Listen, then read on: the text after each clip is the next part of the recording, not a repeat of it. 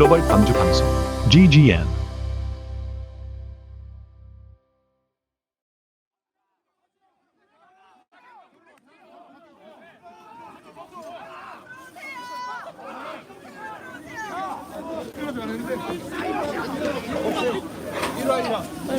기자들 다 들어오세요.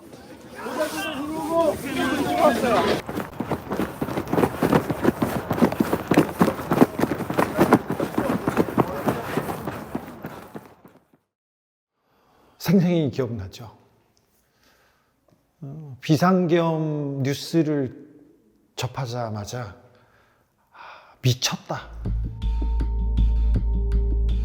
친애하는 국민 여러분, 저는 북한 공산 세력의 위협으로부터 자유 대한민국을 수호하고 우리 국민의 자유와 행복을 약탈하고 있는 파렴치한 종북 반국가 세력들을 일거에 척결하고 자유 헌정 질서를 지키기 위해 비상계엄을 선포합니다. 지금 시간 11시 10분 국회 뒷마당입니다. 국회는 봉쇄됐습니다.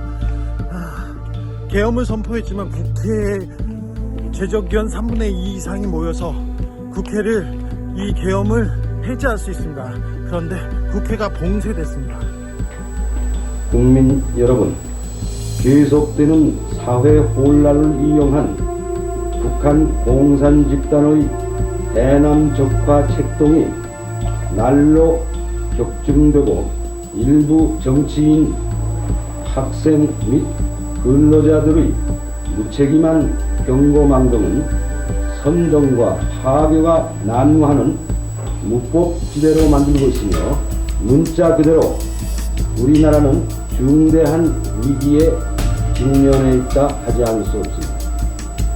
이에 정부는 국가를 보위하고 안정 속에 성장과 발전을 바라고 있는 대다수 국민의 요망에 부응하여 1980년 5월 17일 24시를 기하여 현 지역 계엄을 전국 비상계엄으로 정한 선포하고 국가의 기강과 사회 안정에 필요한 조치를 취한 것입니다.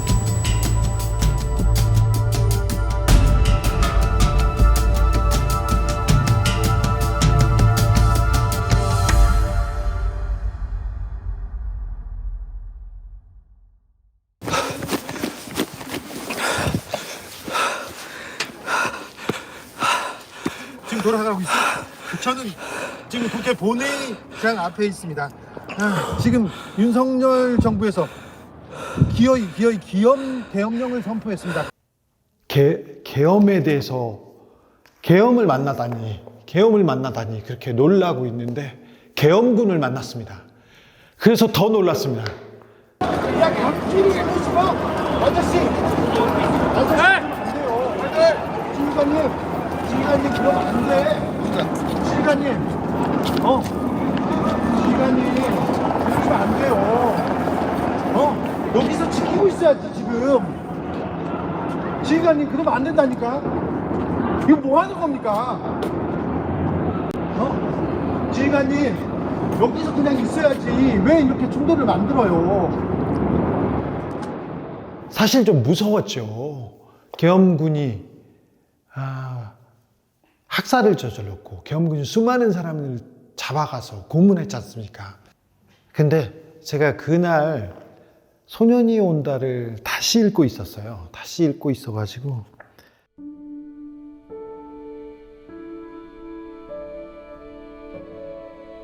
새로 쓸 소설에 대한 스케치를 하며 1980년 5월 광주가 하나의 겹으로 들어가는 소설을 상상했습니다. 그러다 망월동 묘지에 찾아간 것은 같은 해 12월, 눈이 몹시 내리고 난 다음 날 오후였습니다. 어두워질 무렵 심장에 손을 얹고 얼어붙은 묘지를 걸어 나오면서 생각했습니다. 광주가 하나의 겹이 되는 소설이 아니라 정면으로 광주를 다루는 소설을 쓰겠다고.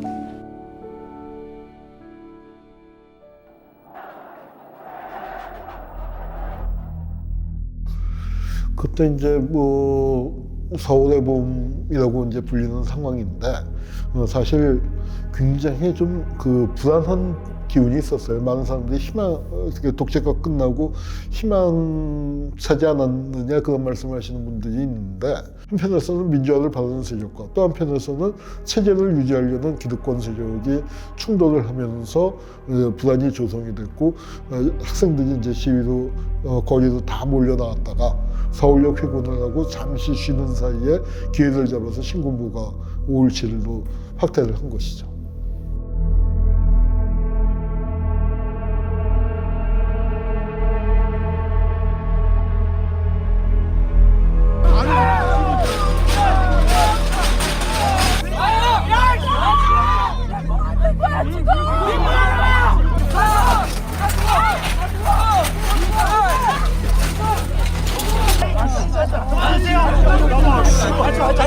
여기 왜 앉냐고 너네! 무서웠는데 맞서 싸워야 된다는 생각밖에 없었습니다. 여기가 어디라고 왔냐고 소리를 지르고 욕도 했고요. 2024년이어서 죽지는 않을 거야 이런 생각이 들었지만 계엄군을 만나는 것은 무서운 일이었고 잡혀갈 것이다, 고문을 당할 수도 있다, 여기까지는 생각이 들었습니다. 분초 단위로 기억을 할 수밖에 없는 그런 매우 중요한 날이었습니다. 저는 제가 죽을 때까지 다시는 비상계엄 선포를 경험하지 않을 확신을 가졌습니다. 그러나 지난 12월 3일 병력을 태운 헬기가 국회 경내 상공을 진입한 걸 봤을 때 저의 눈시울이 뜨거워졌습니다. 그것은 우리가 44년 전에 치렀던 대가를 또 치러야 된다는 생각 때문이었습니다. 국회에는 지금 헬기가 군사용 헬기로 보이는 헬기가 지금 저공 비행을 하면서 지금 헬기가 지금 3대 지금 앞에 보이는데 지금 저 헬기가 군용 헬기인데? 군용 헬기로 보이는데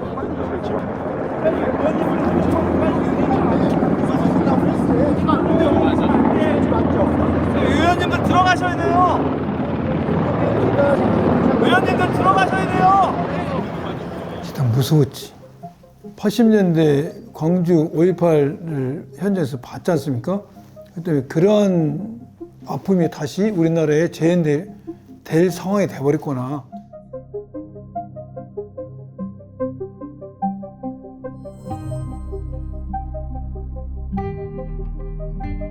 계속 총소리가 나고 전쟁이야, 전쟁. 밤새도 총소리가 난 거야. 총소리가 나. 근데 내가 그걸 생각하는데 얼마나 무섭겠어 이번에. 그래서 내가 대학교 다닐 때 갔던 친구들하고 총알이 우리 방으로 들어오면 우리 죽는다. 어떻게 해야 되는가. 그래서 이불 있죠, 솜이불.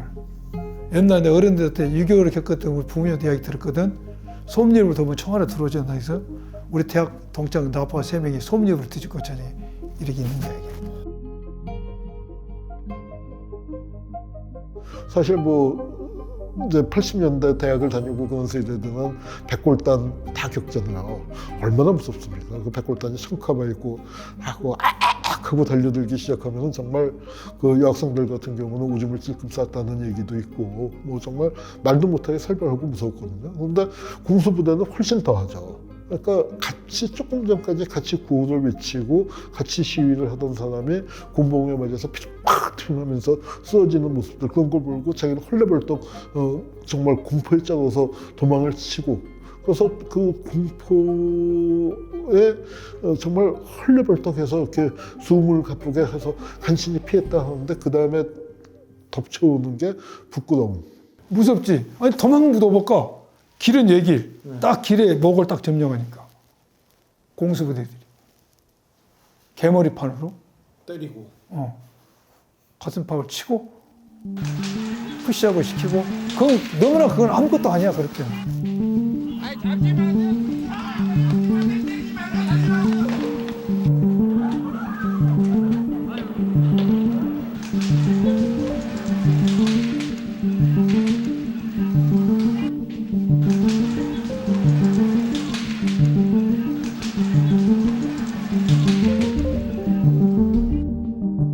이 계엄이 그래서 그런 것이지.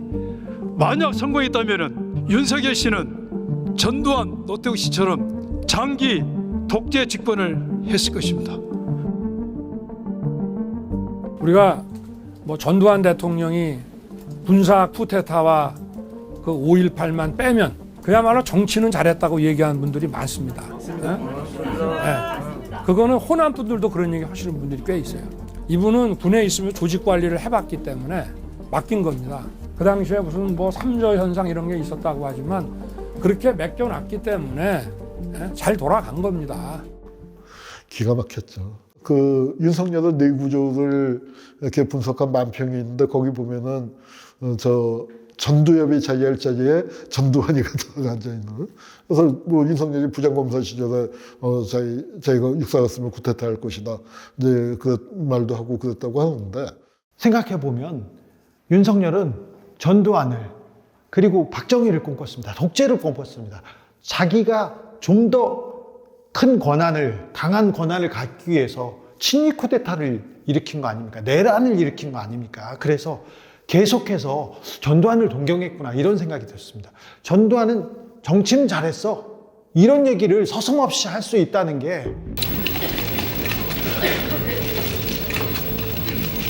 당시 5월 22일 자위권 발동도 가능하다는 계엄사령부의 작전 지침이 지 대통령을 통해 전달된 것으로 알려졌습니다.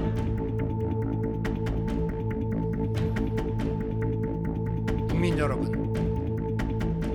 국정 마비의 망국적 비상 상황에서 나라를 지키기 위해 국정을 정상화하기 위해 대통령의 법적 권한으로 행사한 비상계엄 조치는 대통령의 고도의 정치적 판단이고 이게 나치 시대에 쓰던 용어거든요.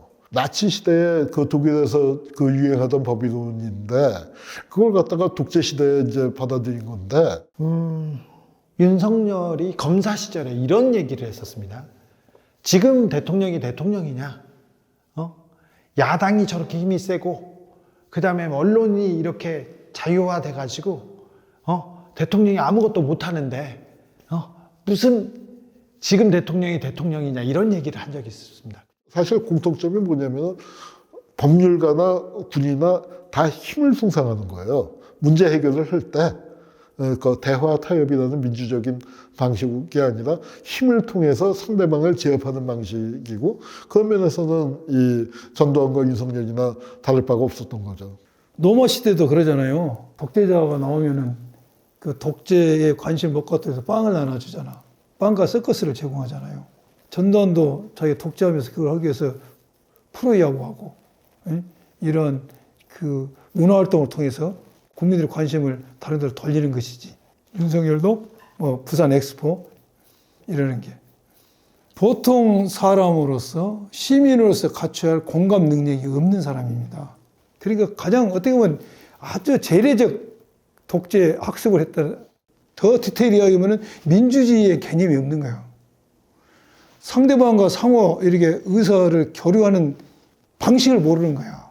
모든 게 원사이드야. 그런데 야당이 말을 안 들어. 자기 뜻대로 안 돼. 공감 능력이 없기 때문에 야당과 협치를 못하고 그냥 공감 능력이 없는 사람은 어떻게 말을 안 되면 어떻게 뭐 주먹으로 때려버리지. 예? 그런 식이 된 거야 이게. 국민 여러분, 지금 국회로 와 주십시오. 비상계엄을 선포할 아무런 이유가 없습니다. 군대가 이 나라를 통치하게 내버려 둘 수는 없습니다. 우리의 힘만으로는 부족합니다. 이 나라의 주인이신 국민 여러분께서 나서 주셔야 합니다. 지금 이 계엄령을 해제하기 위해서 국회의원들이 국회 본회의장으로 톡톡 들어오고 있습니다. 지금 어떤 상황? 지금 뭐 연락을 받고 오신 거예요? 저는 안에 있다가 여기 안에 있다가 지금 외부에 있는 의원님들하고 연락하고 있고 다행히 국회의장님은 지금 들어와 계시고 네. 자, 김용미 의원. 자, 그래서 저 민주당 지도부는 어떻게 지금 판단하고 결정하고 있습니다. 지금 국회의원들이 지금 다 아직 기소부는 논의 안 했는데 그냥 당장 해제시켜야죠. 해야죠. 자, 국회의원들이 지금 국회 봉쇄를 뚫고 하나 둘씩 계속 지금 속속 들어오고 있습니다.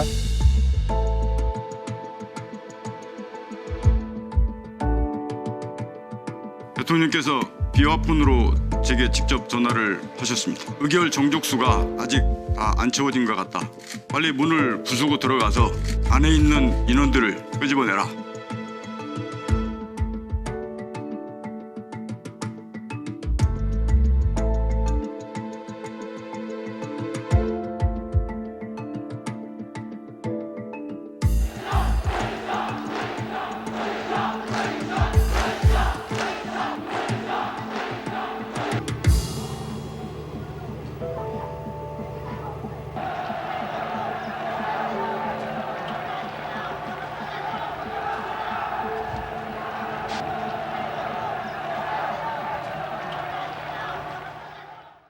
정말 이게 탄압의 기술이라면 기술일지 모르겠지만 얼마만큼 압력을 가하면은 시민들이 공포에 절고 얼마만큼 더 압력을 가하면은 시민들이 겁대가리를 상실하는가. 근데 광주에서는 분명히 시민들이 겁을 상실하고 다시 모이게 되는 요소가 있었고, 그렇게 됐을 때 공수부대가 오히려 겁을 집어먹는 상황이 돼서 초기에 이제 그 5월 20 퇴각을 하는 그런 양상이 벌어졌다고 봅니다.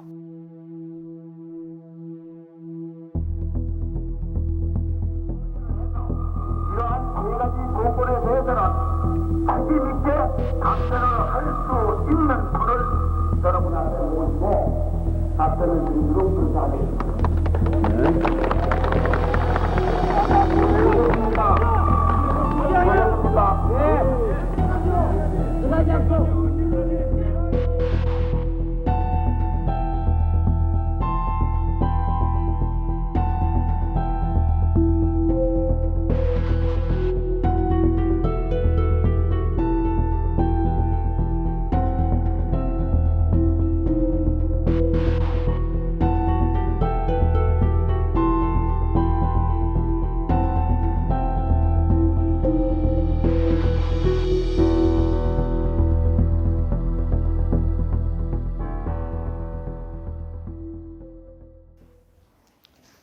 그 동호가 친구는 죽었는데 나는 살아있어서 괴로워하는 부분, 그 부분이 매우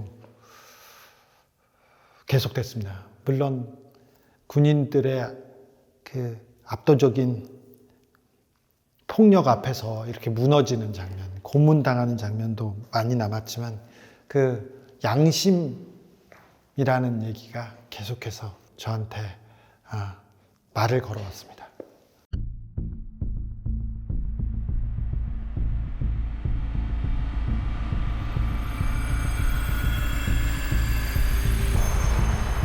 사일정 제1장 비상계엄 해제 요구 결의안을 상정합니다. 막는 거니까 걱정하지 마시고, 이상한 들어온 사람 들어올 거니까 걱정하지 마시고 사회를 보기 시작했습니다. 곧 회의가 시작되니 국회 조정위원 과반수 찬성하면 바로 해제되게 되어 있습니다. 투표해 주시기 바랍니다.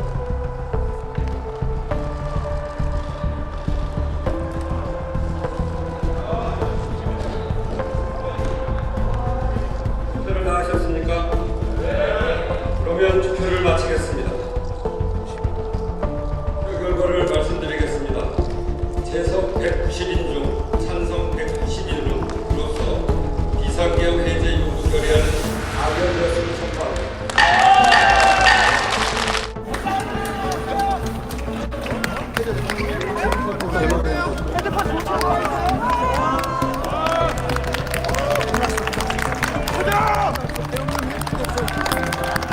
국회의 계엄 해제 결의에 따라 계엄을 해제하였습니다.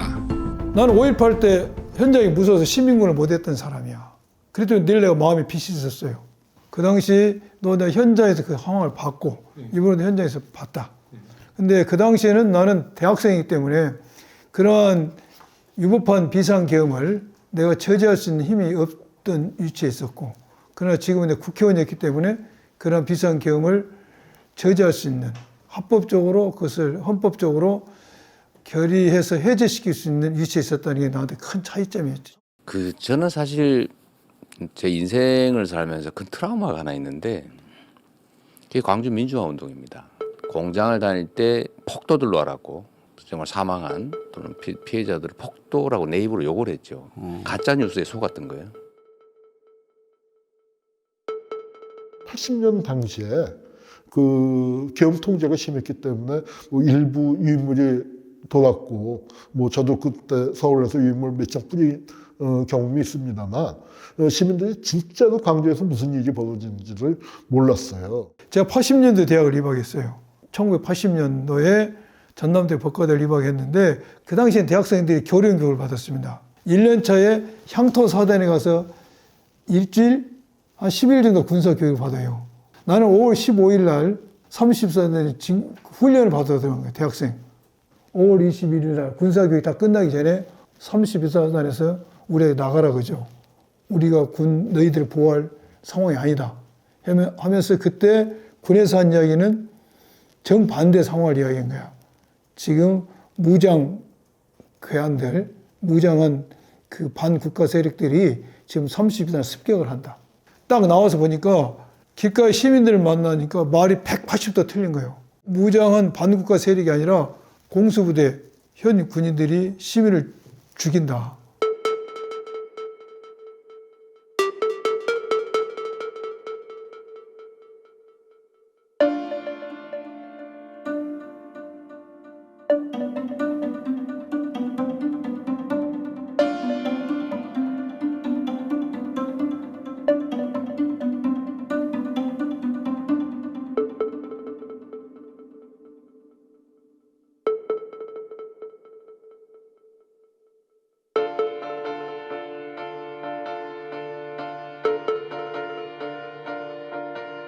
(5.18도) 중요하지만 광주에서 정말로 우리가 기억해야 할 날이 5월 26일 밤 5월 27일 새벽이라고 생각하거든요.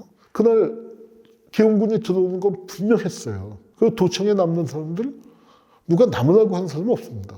집에 간다고 뭐라고 할 사람도 없어요. 그런데 거기에 300명 넘는 시민들이 남은 거죠. 그 사람들을 왜 남았냐 물어봤는데 다들 설명을 잘 못해요. 그냥 남았다고 그래요. 왜 그냥 남았을까? 다 집에 가면 안 되니까 남은 거예요. 나라도 남아야겠다. 그러면 다 집에 가버리면 텅 빈 도청에 전두환과 그 쫄자들이 의시되면서 들어올 거 아니에요. 그걸 못 보는 사람들. 그 텅 빈 도청을 내줄 거면은 도대체 처음부터 그냥 깨갱하고 도망가 버리지. 여태까지 싸운 건 뭐고 지금까지 돌아가신 분들은 뭐냐. 도청에 남은 분들은 광주시를 지키거나 도청이라는 건물을 지킨 게 아니라 먼저 돌아가신 그 분들의 투쟁의 정당성을, 지금까지 싸운 투쟁의 정당성을 지키기 위해서 남았던 거라고 봅니다.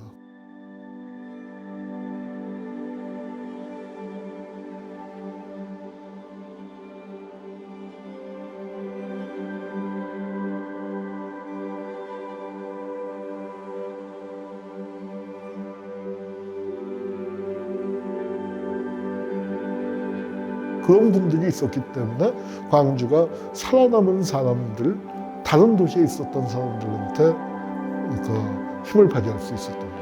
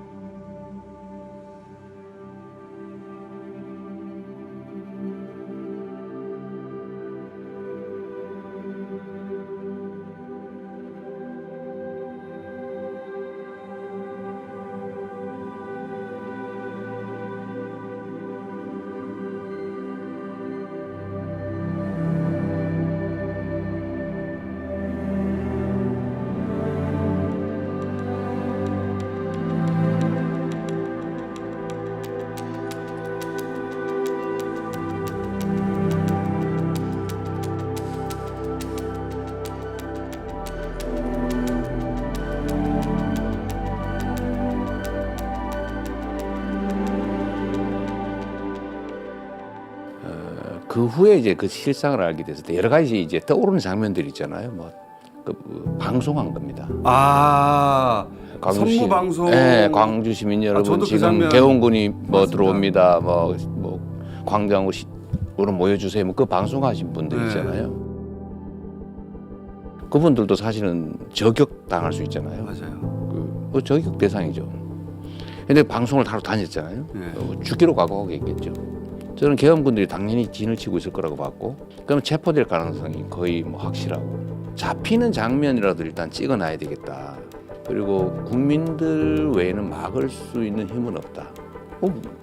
총등 군인을 무슨 수로 막겠어요? 그리고 국회를 국민들이 봉쇄하지 않으면, 둘러싸지 않으면 어떻게 막습니까? 유일한 길. 계엄군을 막는 유일한 길. 한강 작가 얘기가 맞아요, 진짜. 과거가 현재를 살리고. 맞습니다. 예. 정확하게 과거가 현재를 돕고 있습니다. 과거가 현재를 도울 수 있는가? 죽은 자가 산자를 구할 수 있는가? 이후 이 소설을 쓰는 동안 실제로 과거가 현재를 돕고 있다고, 죽은 자들이 산자를 구하고 있다고 느낀 순간들이 있었습니다. 과거에 5.18 때 많은 사람이 죽었지 않습니까? 그걸 보고 민주주의를 지키기 위해서 계엄을 그대로 방치하면 안 된다고 사람들이 학습했을 것이고, 가장 중요한 것은 80년대 민주화 운동을 통해서 태어난 게 뭐죠? 87년 헌법이지 않습니까? 만약 87년 헌법이 안 생겼다면 국회 해산권이 있는 거예요. 그럼 윤석열 이 국회 해산하면 우리가 어떻게 할 수도 없어요. 그런데 87 헌법에 의해서 국회 해산권이 없어졌기 때문에 국회의원이 모여서 해제를 할 수 있었던 거다. 그럼 87 헌법이 어떻게 생겼어? 5.18 영령들의 피해에 의해서 생긴 것이지. 그러니까 진짜 죽은 자가 산자를 살린 겁니다. 인간의 참혹과 존엄 사이에서 두 벼랑 사이를 잇는 불가능한 허공의 길을 건너려면 죽은 자들의 도움이 필요했습니다.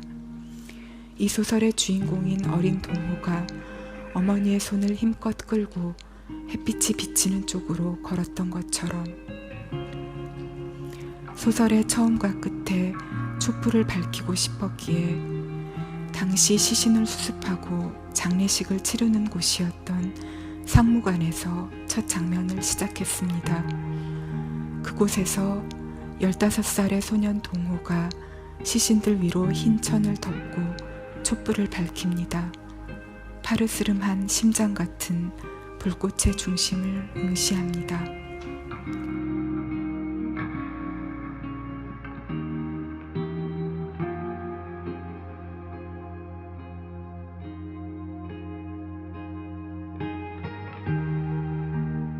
대한민국은, 그리고 이 땅의 민주주의는 광주에 빚을 지고 있습니다. 광주에 그만한 희생이 있었기 때문에 우리는 이 자유를, 이 민주주의를 누리고 있다고 생각합니다. 그런데 사람들이 잊고 싶어 해요. 그리고 잊었어요. 그리고 몰라요. 왜 한강 작가한테 노벨상을 줬을까? 저는 소년이 온다. 광주의 아픔을 외면하지 않고 그 고통을 직시하면서 작품을 만들었기 때문에 광주가, 저는 서울을, 대한민국을 살렸다고 생각합니다. 2025년 지금 대한민국을 광주가 살렸다고 생각합니다. 그래서 사람들이 그때 광주에서 무슨 일이 있었는지, 먼저 간 사람들의 희생이 헛되게 되지 않으려고 나도 따라 죽겠다고, 나도 그냥 거기에서 같이 죽겠다고 했던 그 광주 정신이 있었기 때문에 2024년, 2025년 서울이 있고 대한민국이 있다고 생각합니다. 그래서 우리는 광주를 잊으면 안 됩니다. 국가보위의 비상대책위원회는 서울 삼청동 중앙교육연구원 청사에 현판을 달고 정식 업무에 들어갔습니다.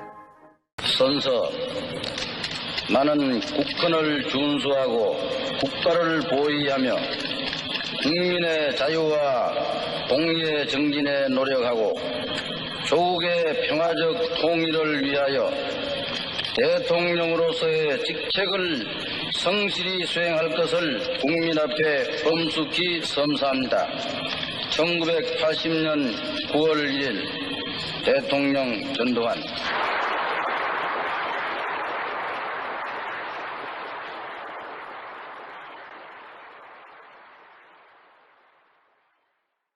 피청구인의 법 위반 행위가 헌법 질서에 미친 부정적 영향과 파급 효과가 중대하므로 피청구인을 파면함으로써 얻는 헌법 수호의 이익이 대통령 파면에 따르는 국가적 손실을 압도할 정도로 크다고 인정됩니다. 이에 재판관 전원의 일치된 의견으로 주문을 선고합니다.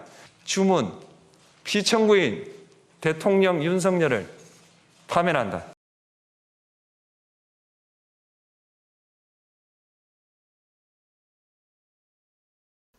그 광주 때 그 전단지 기업군이 쳐들었을 때 시민들이 일어섰습니다. 근데 그때는 시민들이 무참하게 발표했어요. 우리 시민들이 같이 지키질 못했죠. 근데 이번에는 탱크를 막아서 기업군 장갑차 들어오는데 막아선 시민들이 있었고 기업군을 막아선 시민들이 있었지 않습니까? 우리가 서로 지켜준 겁니다. 광주 때는 우리의 힘이 약했기 때문에 그 시민들이 기업군에게 짓밟혔다면 지금은 우리가 기업군을 잡아들이고 있는 내란 주동자들을 잡아들이고 있는 상황입니다. 우리가 광주의 도움을 받아서 살아났는데 이제는 우리가 광주에서 희생된 분들에게 좋은 세상을 만들므로써 그분들을 빛내고 우리도 또 좋은 세상에서 사는 거 아니겠습니까? 그래서 그게 산자와 죽은 자의 끊임없는 대화 과정이라고 생각을 합니다.